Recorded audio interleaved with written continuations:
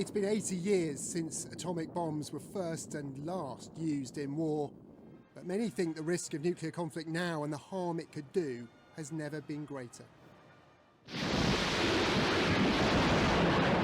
The nuclear age dawned with the light from the Trinity atomic test, but the birth of the bomb can be traced not to New Mexico, but Britain 5 years before. This hand-typed document in the Bodleian Library in Oxford is the first description of an atom bomb small enough to use as a weapon.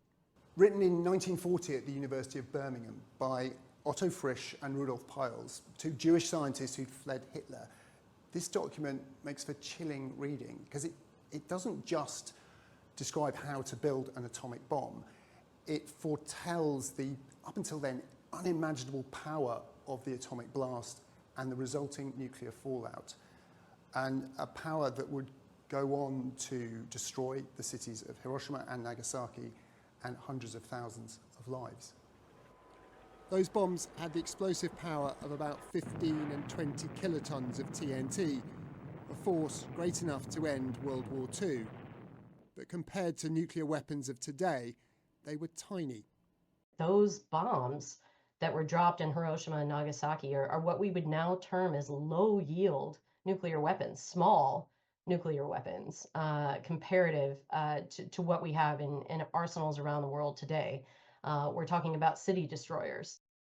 Thermonuclear bombs tested in the 1950s used nuclear fission that destroyed Hiroshima to harness yet more power by fusing atoms together. Mike, the first fusion bomb, was 600 times more powerful than those dropped on Japan. High-yield modern warheads are variants of this design.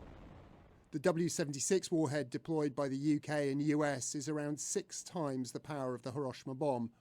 Just one dropped on a city like London would result in more than 250,000 deaths. The largest warhead in America's current arsenal, the B-83, at 1.2 megatons of TNT, would kill well over 1 million instantly. But modern intercontinental ballistic missiles are designed to carry multiple warheads. Russia's Sarmat-2 missile could carry 10 megatons of nuclear payload. If all were dropped on a city like London, most of its 10 million population would be killed or injured. If their power is incomprehensible, consider how many nuclear warheads there now are in the world.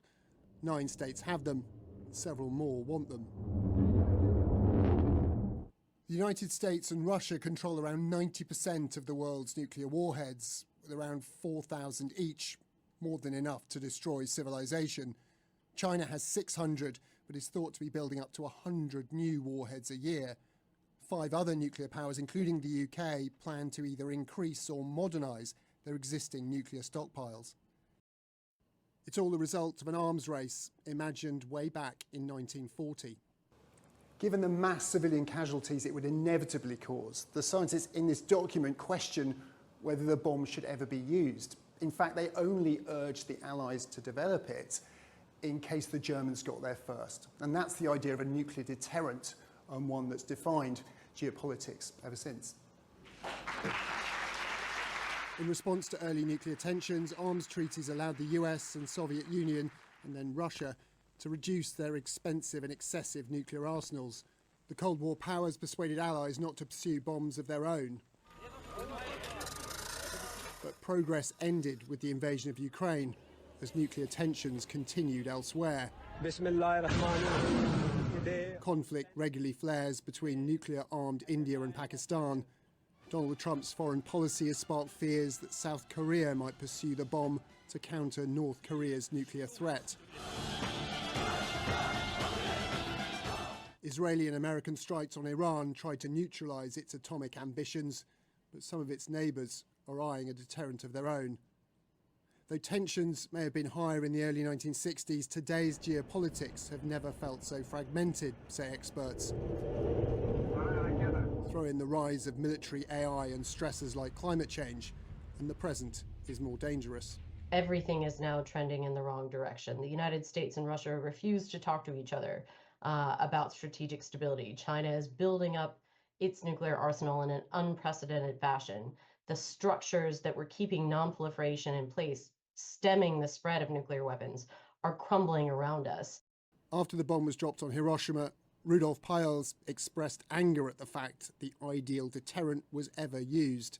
He went on to campaign for nuclear disarmament. That mission has never been further from completion, but never more important. Well, take a look at the scene today along the Motoyasu River in Hiroshima, Japan, as hundreds of people floated candle-lit lanterns honoring all who were killed by the atomic bombing of the city 80 years ago. The lanterns typically carry messages of peace. Anna Koren visited Hiroshima and spoke with survivors who are hoping to ensure the annihilation of nuclear warfare is not forgotten. Hiroshima Kenjo, they used to call it. Looking out over the skyline of Hiroshima with his granddaughter, 96-year-old Junji Sarashina points out places from his childhood. That's where my grade school is, not too far from here. He is among the less than 100,000 remaining hibakusha, the Japanese word for survivor. He was 16 years old, working in an anti-aircraft ammunitions factory when the United States dropped the world's first atomic bomb on the Japanese city.